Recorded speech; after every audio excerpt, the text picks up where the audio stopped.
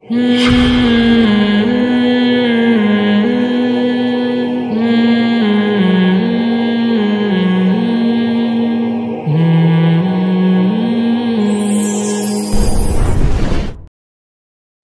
سے پہلا کام جس کے بارے میں قیامت کے دن سب سے پہلا سوال ہوگا، وہ سوال کیا ہوگا؟ نماز کا۔ حقوق العباد میں قتل کے مقدمے اللہ سب سے پہلے دیکھے گا۔ سب سے پہلے سزا کس کو ملے گی؟ قاتلوں کو۔ اور اللہ کے حقوق میں سب سے پہلے سزا ملے گی بے نمازیوں کو۔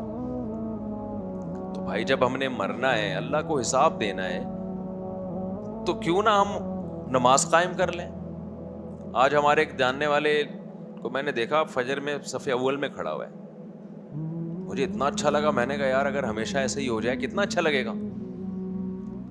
ہماری نظر میں ان چیزوں کی ویلیو نہیں ہے۔ نبی صلی اللہ علیہ وسلم نے فرمایا جو نماز میں صف اول میں ہوتے ہیں، جب قیامت کے دن اللہ کا دربار لگے گا، اللہ کا قرب ملے گا، تو وہاں بھی صف اول میں وہی لوگ ہوں گے۔ اللہ کہے گا جب میں حیا علی الصلاۃ کہتا تھا، آؤ نماز کی طرف، تو یہ میری پکار پر لبیک کہتے تھے، لہذا آج پروٹوکول بھی کن کو ملے گا؟ ان کو ملے گا سب سے زیادہ۔ نماز کو ہلکا مت سمجھو، عمل کو بھی ہلکا مت سمجھو۔ بعض لوگ آتے ہیں ایسے پیچھے کہیں کونے بیٹھ جاتے ہیں تاکہ بھاگنے میں آسانی ہو۔ بھائی شوق دکھاؤ اللہ کو اپنا، شوق دکھاؤ اللہ کو اپنا۔ تو نماز کا ضائع کر دینا، سفر ہو یا حضر ہو، یہ صغیرہ گناہ ہے یا کبیرہ گناہ ہے؟ کبیرہ گناہ ہے۔ زنا کرنا صغیرہ ہے یا کبیرہ ہے؟ کبیرہ گناہ ہے۔ بد نظری کرنا کبھی کبھار ہو جائے صغیرہ گناہ ہے، لیکن جو بد نظری کرتے ہیں وہ یا تو کرتے ہیں یا نہیں کرتے۔ لوگ کہتے ہیں نا یار کبھی کبھار ہو جاتا ہے، تو صغیرہ میں کہتا ہوں کبھی کبھار نہیں ہوتا۔ جو بد نظری کرنے والے ہوتے ہیں ان سے کبھی کبھار وہ ٹھرکی ہوتے ہیں ایک نمبر کے۔ ان کو تکلیف ہوتی ہے کہ کوئی انٹی گزر گئی اور ہم نے دیکھا نہیں، تو ہماری جنرل نالج ابھی مکمل نہیں ہوئی ہے۔ نالج کے لیے نا ان کو یہ کام کرنا پڑتا ہے۔ پھر بھی انسان کبھی خدا نخواستہ ہو گیا تو صغیرہ گناہ ہے، توبہ کرے، نمازوں سے معاف ہوتا ہے۔ لیکن یہ جرم ایسا ہے جو بار بار کیا جاتا ہے، بار بار، اور صغیرہ گناہ جب کثرت سے کیا جائے تو کیا بن جاتا ہے؟ کبیرہ گناہ۔ آج کل اچھا نہیں لگتا بولتے ہوئے، بار بار ایک لڑکوں میں عادت ہے اپنی خاص سے اپنی خواہش پوری کرنا، کبھی ہو گیا خدا نخواستہ تو صغیرہ ہے، عادت پڑ گئی ہے تو کیا ہے؟ کبیرہ ہے۔ اور یہ کبھی جس کو ہوتا ہے تو وہ جو نہیں کرتا وہ کبھی بھی نہیں کرتا، اور جو کرتا ہے وہ کرتا رہتا ہے۔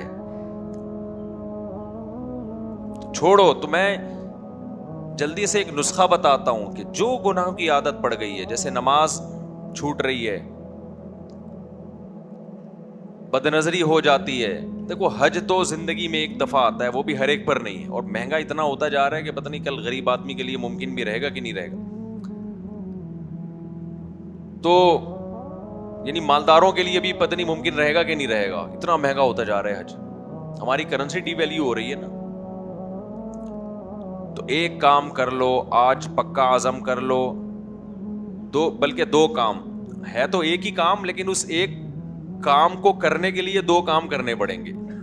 وہ ایک کام جو کرنا ہے وہ تو یہ ہے کہ یہ آج سے فیصلہ کر لو کہ زندگی ہم نے کبیرہ گناہوں سے پاک کرنی ہے، ہم ان گناہوں کو لے کے قبر میں نہیں جائیں گے۔ یہ عزم کر لو۔ اس عزم کے کو پورا کیسے کرنا ہے؟ سزا رکھو گناہوں پہ اپنے اوپر۔ بد نظری نہیں چھوٹتی۔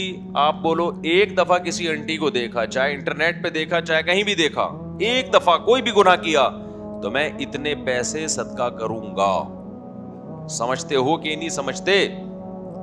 سزا دو میرے بھائی اپنے آپ کو بے لگام مت چھوڑو کہ جیسے جا رہا ہوں جانے دو اپنے آپ کو۔ نا نا نا نا نا، سزا دو اپنے آپ کو۔ روزہ رکھ کے سزا دو، یا صدقہ کر کے سزا دو، یا نفل نماز پڑھ کے سزا دو، اور سزا پہلے سے متعین کر لو، اس وقت متعین نہیں کرو۔ آپ یہ سزا متعین کرو، آئندہ میں نے کسی عورت کی طرف غلط نظر اٹھا کے دیکھا, ایک ضرورت کی وجہ سے کسی کو دیکھا جاتا ہے, وہ ایک الگ بات ہے. آپ دکان میں مال بیچ رہے ہیں, خاتون آئی ہے, تو وہ تو ایسا نہیں ہو سکتا کہ آپ ادھر ہی دیکھتے رہو. یہ کسی خاتون سے بات کرنی پڑ گئی ہے اور آپ کی نیت میں کوئی فطور نہیں ہے, تو اس میں بھی اللہ سے امید ہے انشاءاللہ گناہ نہیں ملے گا. لیکن ایک ہوتا ہے باقاعدہ میں نیت کرتا ہوں دیکھنے کی کہ ہے کیا سامنے, یہ چل رہا ہے آج کل. عید کی نماز کی اتنی لمبی نیتیں نہیں ہوتی جتنی انٹیوں کو دیکھنے کی ہوتی ہیں. تو غلط ہے میرے بھائی. تو جب بھی, کیونکہ یہ جو بد نظری ہے نا, یہ بڑے گناہ کی طرف لے کے جاتی ہے آپ کو. ایسا نہیں ہوتا یہاں اسٹاپ ہو جائے, پھر اگلا خیال آتا ہے, پھر اگلا خیال آتا ہے. تو ابھی سے بریکیں لگاؤ. جب ہو گئی 100 روپے صدقہ کروں گا لازمی, یا 200 روپے صدقہ کروں گا, یا 500 روپے صدقہ کروں گا. جس کو اللہ نے جتنی آمدن دی ہے وہ اس حساب سے کیا کرے گا, صدقہ. اچھا شیطان اس میں ورغلاتا ہے, یار تو صدقہ کرتا ہے, پھر تو اس سے ہو جاتی ہے بے حیائی. کوئی بات نہیں, کرتے رہو گے نا صدقہ, ایک وقت جیب پہ اثر پڑنا شروع ہوگا. تو لگام دو اپنے آپ کو. ماں باپ سے بدتمیزی سے بات کرنا, ماں باپ کے سامنے چیخنا, ثواب کا کام ہے یہ گناہ ہے؟ بچنا لازم ہے نا, تو لوگ کہتے ہیں ہم سے بچا نہیں جاتا. آپ کا باپ بھی بچے گا, اب دیکھنا. جب باپ سے بدتمیزی سے بات کی ہے, جب غصہ ٹھنڈا ہوا, فوراً 500 روپے لے جا کے کہاں ڈال دیے, مسجد کے ڈبے میں ڈال دیے, یا کسی فقیر کو پکڑا دیے. ٹھیک ہے جی, بدتمیزی کی ہے تو اس کا جرمانہ. سگنل توڑتے ہو, پولیس والا روکتا ہے, لال بتی توڑ دی آپ نے, آپ کا تو میری عادت پڑ چکی ہے, ایکچولی مجھ سے نہیں برداشت ہوتی بتی میں نہیں جانتا. سگریٹ, وہ پولیس والا کہے گا ٹھیک ہے جی آپ کو عادت ہے سگنل توڑنے کی, ہمیں عادت ہے جو سگنل توڑے اس سے پیسے لینے کی. یہ کیا کہ چھوڑ دے گا آپ کو, کہ چونکہ آپ یوز ٹو ہو چکے ہیں, وہ بھائی پیسے لے گا. تو آپ سے بھی جب خدا کی نافرمانی ہو, آپ کیا کرو, اللہ کے غضب کو ٹھنڈا کرنے کے لیے پیسے دو. اس سے آہستہ آہستہ وہ گناہ انشاءاللہ چھوٹے گا. ہمارے حضرت کو کسی نے خط لکھا, میں جب گھر میں آتا ہوں بیگم سے تمیز سے بات مجھ سے ہوتی نہیں ہے, سناتا رہتا ہوں ہر وقت. جب شادی نہیں ہوتی تو کیسا بھاگ رہا ہوتا ہے پیچھے, ایکچولی اور ایسے میٹھے اخلاق سے بات کرے گا, مجھے تھپڑ مارنے کا دل کرتا ہے اتنے میٹھے اخلاق پہ, لگتا ہے ڈرامے بازی کر رہے ہیں. لوگ کرتے ہیں اس طرح لڑکیوں کو پھنسانے کے لیے. آپ تجربہ کر کے دیکھ لو.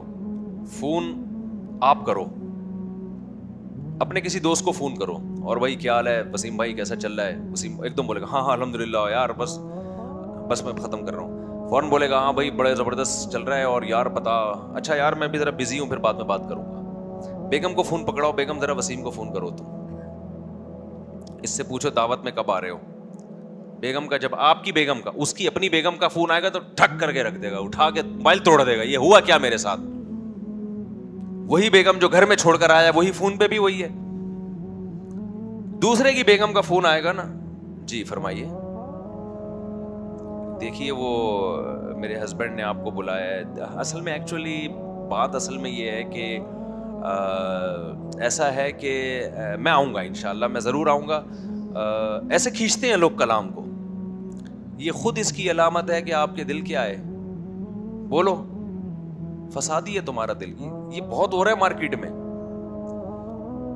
اب ریسیپشن پہ بھی نا جگہ جگہ لڑکیوں کو رکھا جاتا ہے, لوگ ان سے لڑتے نہیں ہیں. وہ جتنا بھی الٹا سیدھا کریں تھینک یو کہہ کے نکل جائیں گے آگے. پہلے بندے بیٹھے ہوئے ہوتے تھے نا ریسیپشن پہ, ذرا سا الٹا کیا ایک تھپڑ لگایا کھینچ کے نا, پھٹا ہو گیا. یار تم کیا کر رہے ہو؟ اللہ نے جس کو تمہارے لیے بنایا ہے اس سے تمیز سے بات نہیں ہو رہی ہے, اور ساری دنیا کی انٹیوں سے جب بات کرتے ہو تو تمہارا ایٹیٹیوڈ ہی چینج ہو جاتا ہے. یہ وہ اخلاق نہیں ہے جس پہ آپ کو ثواب ملے گا. یعلم خائنۃ الاعین وما تخفی الصدور, اللہ سینوں کے بھیدوں کو بھی جانتا ہے, آنکھوں کی خیانت کو بھی جانتا ہے. آپ سمجھ رہے ہو اس مسکرانے پہ مجھے ثواب مل رہا ہے؟ بالکل بھی ایسا نہیں ہے. ثواب ملتا ہے گھر والوں کے ساتھ حسن اخلاق پر. تو جہاں گھر والوں کے ساتھ بد اخلاقی ہو تو کیا سزا دینی اپنے آپ کو, بولو. صدقہ. ہمارے حضرت نے ایک نسخہ بتایا کسی کو, وہ بہت بدتمیزی کرتا تھا اپنی بیوی کے ساتھ, فرمایا جب بھی بدتمیزی کرو نا معافی مانگو بیگم سے. اب اس کو اتنا دماغ اس کا ہائی تھا, اس کو بیگم سے معافی مانگتے ہوئے موت آتی تھی کہ یار میں اتنا بڑا آدمی, میں اپنی وائف سے سوری کروں. تو اس نے مجھے خود بتایا کہ 1-2 دفعہ میں نے سوری کی ہے تو مجھے اتنی ذلت محسوس ہوئی کہ پھر وہ برائی میں نے چھوڑ دی کہ جس کے بعد مجھے سوری کرنی پڑے.